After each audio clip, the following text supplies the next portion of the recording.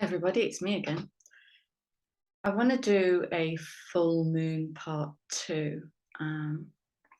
There's been loads of fantastic stuff pouring in since yesterday, and all begins to make much more sense. Yesterday, this popped into the Aquarius supermoon reading, and this came back into my world this morning to make sense. I'll come to that in a moment. This also came in yesterday, relationship. What popped out this morning, strangely enough, is the South Node, and we were talking about the 8th house, Scorpio, shared resources. I haven't noticed that before, so it's coming in on that. Yeah, 33, Krishna, Christ consciousness, angelic energy, whatever you want to call it, but it's divine blueprint. So something is really being washed clean here. Where do I start? Right. So I tuned in before I did this reading because I'm quite all over the place. And the sentence I was given was, say all you have to say in a random and unencumbered manner. And I share that with you because it's kind of the focus of what's going to come out. So I'm going to share it in a random and unencumbered manner, and you can weave it into your own blueprints. All right. I am deliberately and lovingly going to trigger some of you guys with this reading because it's all making sense today, and we've got to get into that trigger. We've got this grand fixed square cross, same thing, which is holding a rigid, unmovable container for us to kick against. Right. I'm going to go to my notes first. Firstly, welcome new subs. It's beautiful to have you here. Let me know ever if there's anything specific you want me to bring. And I'm coming off Instagram, finally figured out how to delete my account altogether. So if any of you guys want to contact me privately, my contact details are in the description box. I say that because I've got an Insta notification, and the way I understand it is once you've instigated deletion, if you tap into your account, it reactivates it. And then I believe you've got to start the 1 month process again. I don't want to go through that. So whatever has got in touch with me or notified me, I won't be responding. All right. Are you ready? Have you got your cup of tea? I'm going to need more than tea this morning. I'm going to need about a gallon of water, I think. Last week, one of you guys asked me about harnessing emotion to trigger change.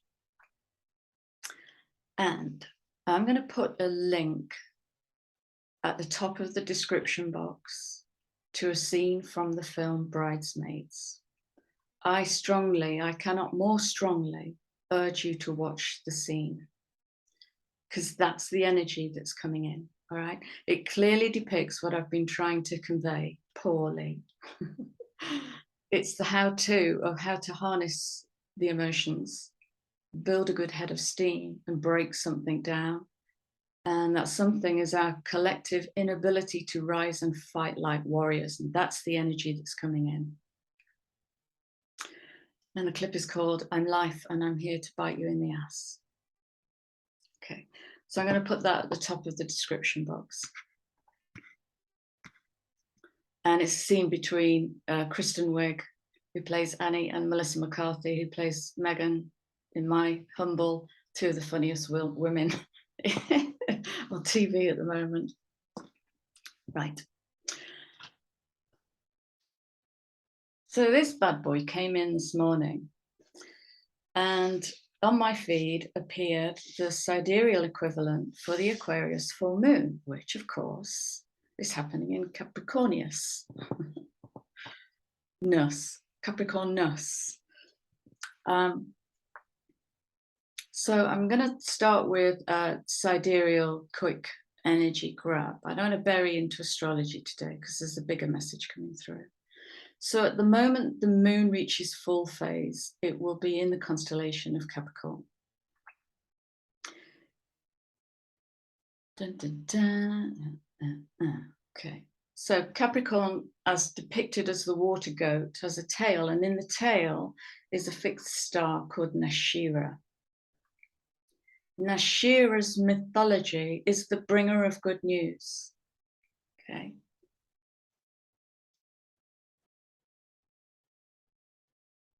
I'm thinking tail south node. So it's an uplifting of all of that. This is a big karmic clearing. And we go in circles. It's not the same thing. It's elevating and elevating. We have to keep going round to lift it up.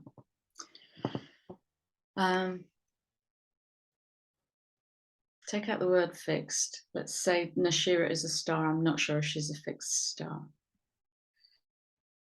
Dun, dun, dun, dun, dun, dun. And another 22. It is a fixed star.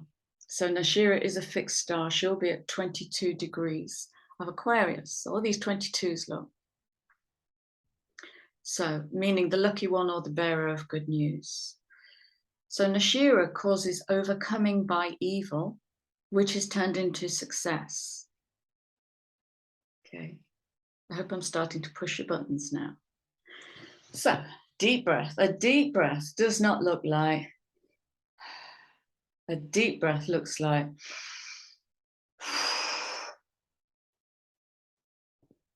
The lungs start here, finish down the bottom of the ribs. They have 3 lobes. Fill all 3 until you can't inhale anymore and blow out hard. That is a deep breath. Okay. So that causes kinetic movement of energy in the body. So this full moon could trigger the adrenal reflex, and that's what I'm seeing. That's what I couldn't fully illustrate. This adrenal reflex is coming up in the collective, and left unharnessed and unused could present as anxiety and an immobilized energy. And that's it for the notes. So I sat down, started shuffling cards, and I'm guided to 2 books here. And the first book is The New Ages of Men, because this is, I said yesterday, it's feeling like masculine fire. And so I want to speak to the masculine, and I particularly want to speak to the masculine because yesterday when I was talking into the 22-13-4, talking about feminine creation in circles, nothing can be created without a masculine and a feminine charge.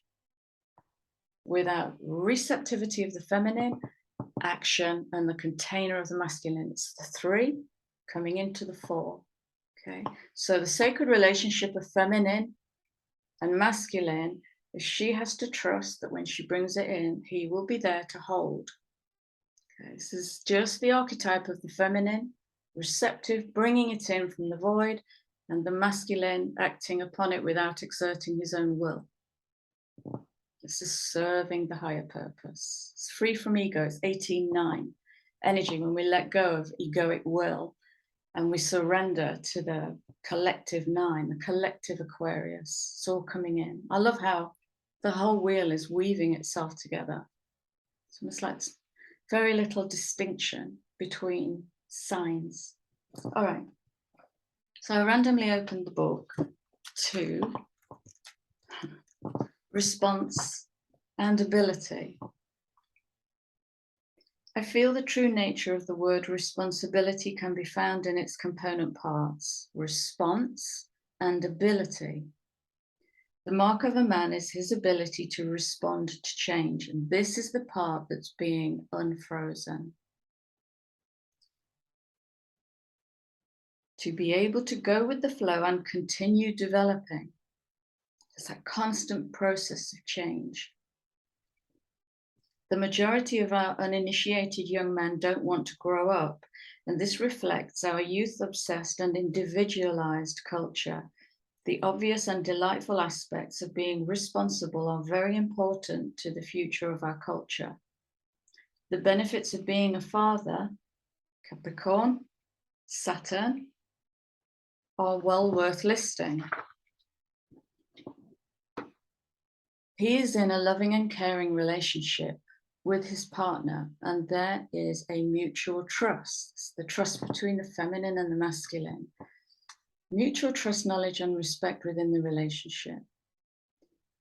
He knows who he is, doing a job he is good at, build, has found what his soul longs to do, and is pursuing such a vocation. So when I'm talking about talking about the masculine within you, whatever gender you present as, these are archetypal builder energies, 22, okay?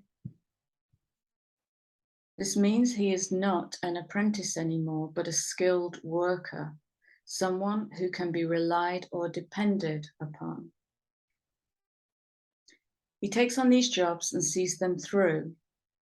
Okay, so this is when we come through that boom of initiation, then we come into that Virgo and sixth house of the mundane. And with our eye on the prize of that light going on and that pull, then it's the step-by-step mundane. So this is where the masculine comes in. This is where Saturn actually comes in and plans and achieves a little every day, a little every day.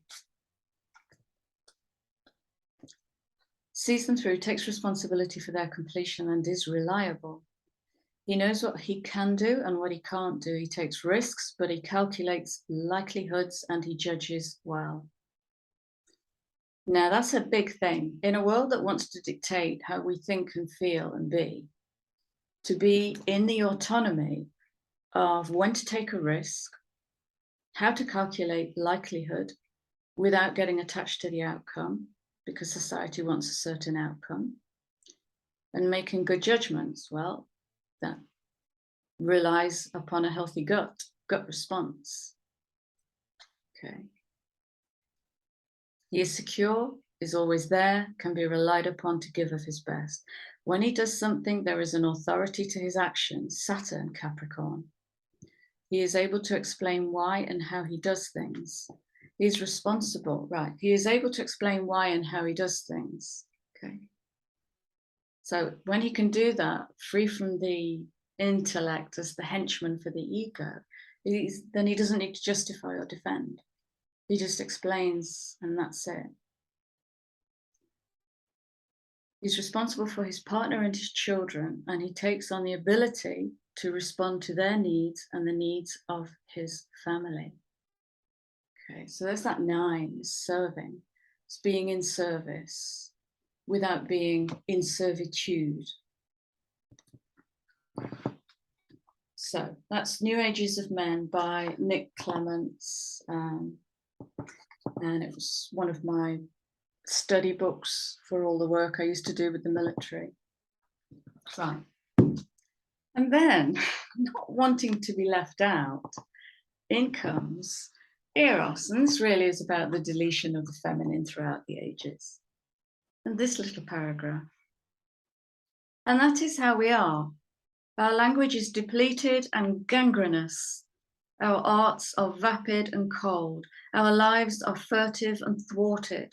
And there's one in every village. How did we get this way? What makes English and American people in the middle of the 20th century feel and act as they do about love and sex? Passion, kundalini, chi, harnessing chi, sexual expression, the gut, the sacral chakra. What determines the statistical spread of feelings and actions? Feelings into actions, that's chemistry. And our judgment of what sector on this spread is normal or right, or abnormal or wrong.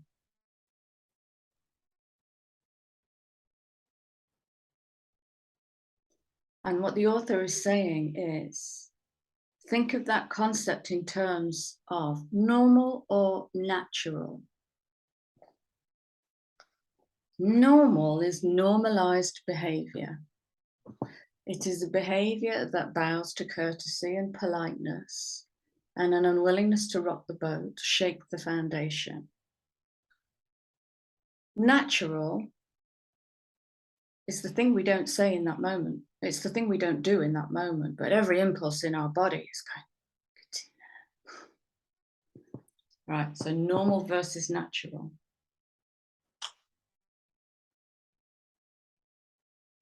Right.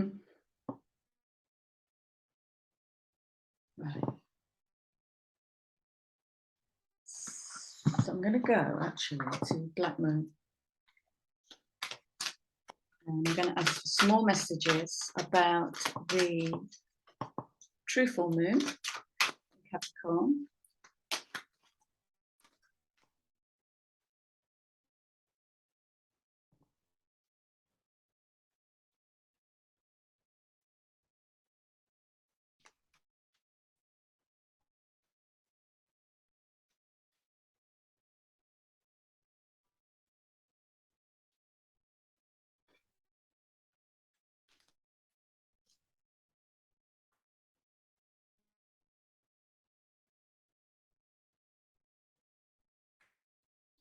Ooh.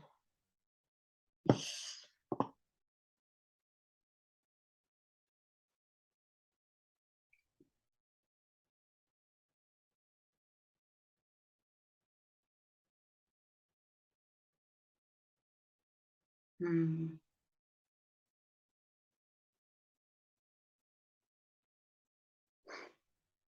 I'm sorry, guys.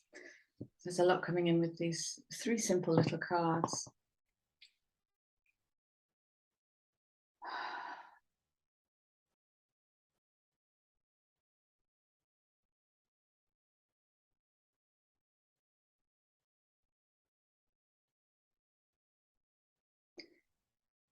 This is where I am with this card. Yes, Pisces, cosmic energy, the cosmic water fishy. But this 24/6, this is the cross of space and time that I was talking about. This is the alchemical cross, and it's about the bonded to or unbonding from. And it's the difference between an established paradigm of what is north and your north, because they might be 2 separate things.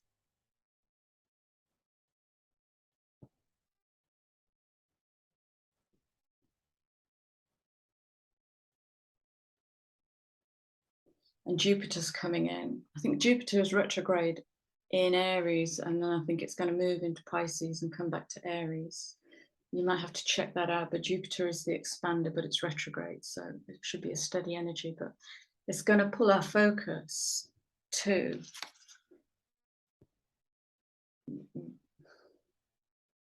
where we didn't stand up, where we got knocked down and stayed down. It's like a sacred rage. Where did that get squashed in you? And this will speak to, at the moment, we've got a lot of frustration, depression, anxiety, anger, just this debilitated energy. And so what we're hitting is the trigger of where I didn't get up and fight, where I can't make the world turn. I can't create movement, and that's in the collective at the moment. So harness that, watch that clip. You've got to watch that clip. You'll understand fully what I'm trying to convey. All right, so Pisces, earth element. So here's Taurus. With that beautiful triple conjunction, I believe still at 18 degrees.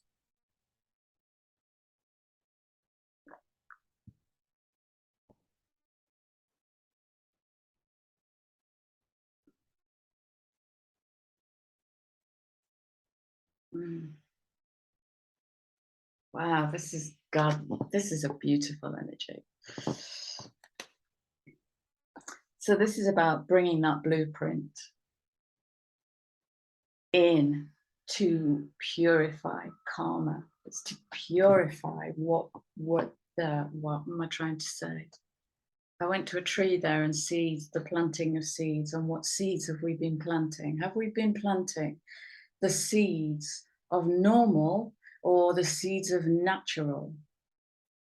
That feels very strong. The seeds of normal or the seeds of natural.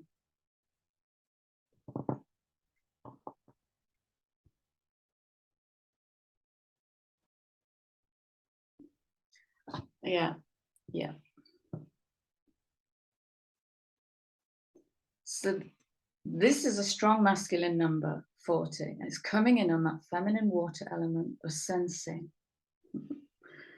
So she's bringing the blueprint in on that feminine triangle water. And the 40 is receiving it. And this message altogether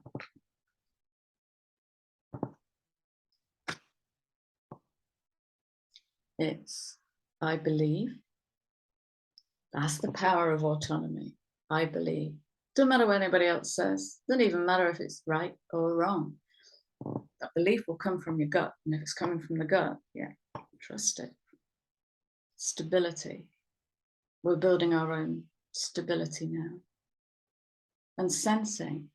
But sensing coming in on that 40. And this is the upliftment of the masculine. This is bringing the masculine to his feminine. This is a beautiful energy. A real rewiring of the archetypal masculine and feminine. The masculine has been debilitated for hundreds of years by being taken out of the family system and sent to war, which creates this global fracturing. Not knowing where his true north is. His true north might be his love. How do you express love when you're in a theatre of war? How do you express love? You can't.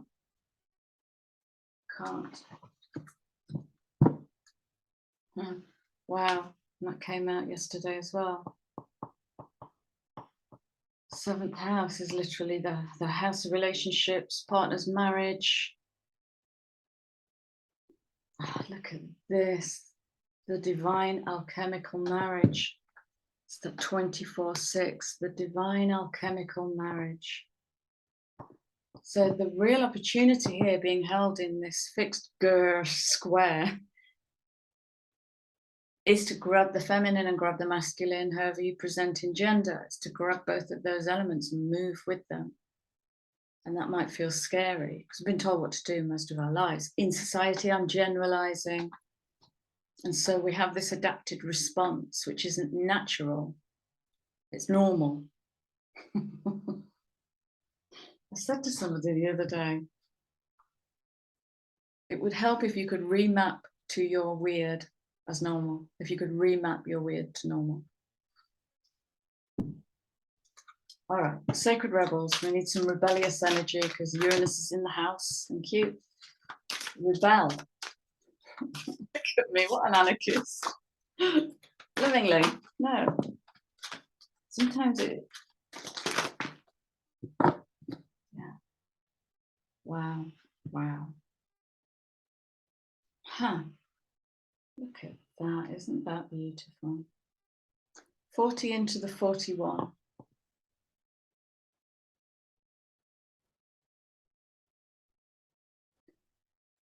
Sense it, bring it into form. It's the feminine into the masculine.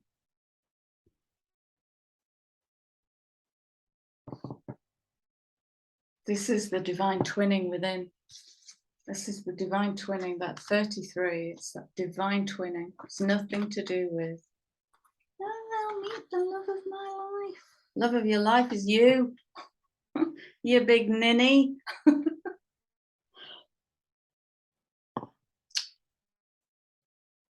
Yeah. This is going beyond the material world. The 369 is the end of an epoch. It's as far as we can go. We have outgrown everything that we came here to explore.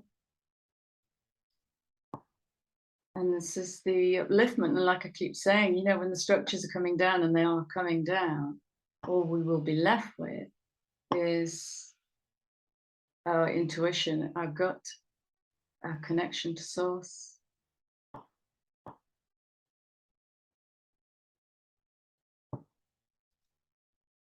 Silence. Silence is one of the most powerful tools in my toolbox when I'm working with clients. It causes little volcanic eruptions of truth. How? Because it takes the client through a bit of frustration. Okay, because we're always looking for social. I'm generalizing. Society has become very outward focused. It doesn't go within to receive and to build. It goes without. So when we're always looking for auto cues, we're not used to sitting in silence and going within. So just holding that space for somebody else to sit in silence and go within is where you create the friction. You create the friction. Hold in the container. Hold it. Woof. Explosions start happening. Explosions start happening. New codings, new rewirings. The mind goes, confusion precedes chaos, precedes change. Beautiful. Right. And what do you feel? And can you distinguish what you feel in yourself and what you feel in the collective? And can you come out of one and go into the other at will? Can you play? This is playing. It's playing with the energy, harnessing the energy of feelings. Feelings and emotions. Emotions are connected to the physical. Feelings are connected to the meta and what is beyond. So feelings happen in the gut. Emotions are stored in the body, in the soma.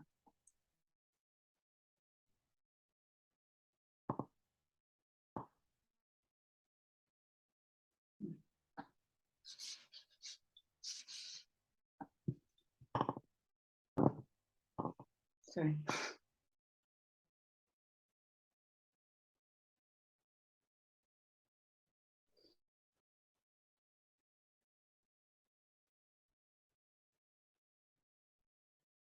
This is about receiving.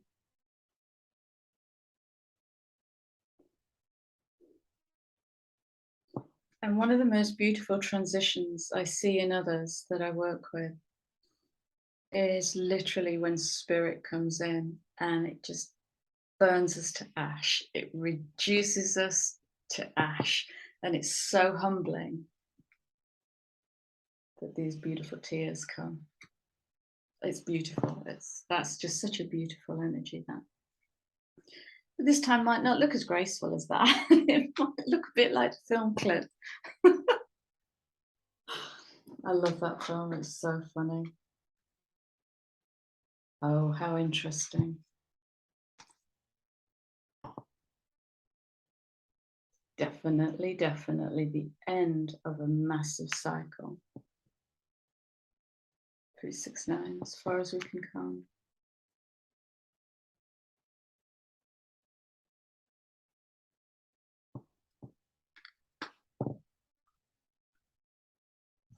All right. So, and I pulled one of these little self-mastery cards. And today it's simplicity. And it says, I become free from all trappings and supports of false pride. I keep it simple to stay free, to stay close to what is real. That's my sentence. Say all you have to say in a random and unencumbered manner. Unencumbered, I remain free as a master. Unencumbered, unencumbered. How many times can I say that? I'll say it again. Unencumbered speech sounds very different to adapted speech, normal speech. Unencumbered is natural, wild.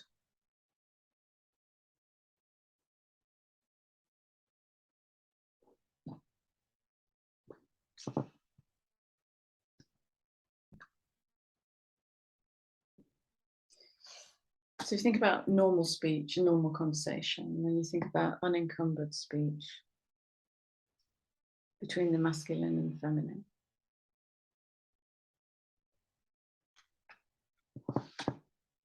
And reflect. Okay, I'm going to start wrapping this up now. I hope I've got the message across.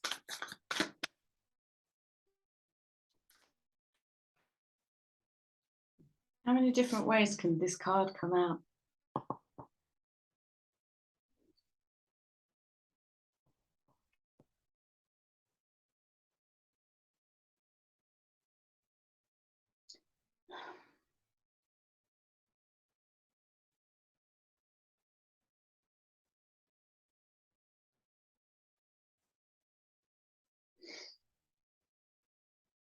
Your courage is trapped in your fear. Fear is a very powerful force when it's harnessed using the breath, using the central column. Pull it all the way up, push it all the way out, bring it into the body and uplift it. It's just energy. Everything is just energy. Courage.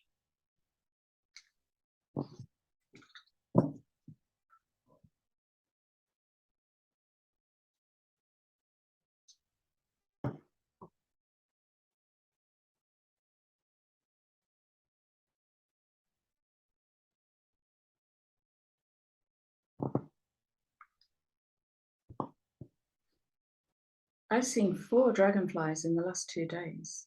I'd never see dragonflies. They're big as well. They're big.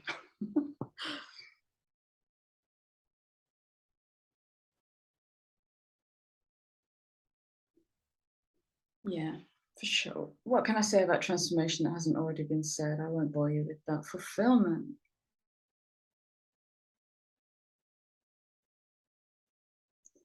There's a richness to this card, and it's right at the seat of the throat. It's juiciness. It's juiciness. It might be lunar juiciness, lunatic juiciness. The fulfillment of allowing, it's in the throat, and it's allowing the throat to fully express itself naturally rather than normally. The fulfillment of being able to hear all the tones of your own voice. This is the soul song when it's coming from a place of truth.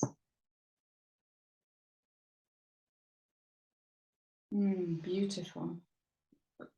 When it's coming from a place of truth. Okay.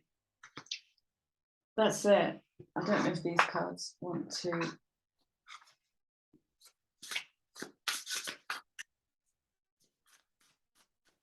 You have a card to wrap this up, please. Fostering self-support in the darkness is how to turn the light on. Fostering self-support in the darkness is how to turn the light on. So that might be, because we've got depression in the field. We have anyway, like all the time, but right now there's this real south node heavy depression stuckness coming out, and only you can rescue you. Only you can rescue you. And so it's choosing from another archetype to go in and get that, because it's coming from a child. This is the grown, wounded child being healed and taking ownership back for the throat. And so you might go back in as parent in those moments of darkness.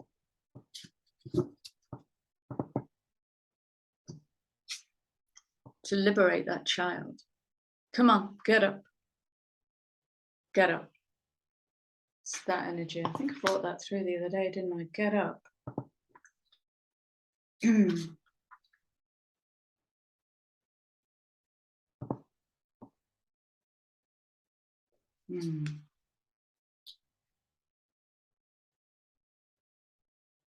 And again, radical acceptance of all that you are includes all the shade. Yeah. Includes all the light and the jollity, but it includes all your shade where the gold is.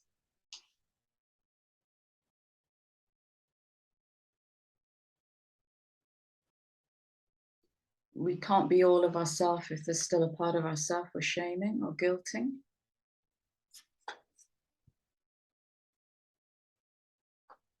And so a new contract in that might sound something like, well, that's a part of me. Am I going to leave that part out in the cold? Am I going to further wound that part?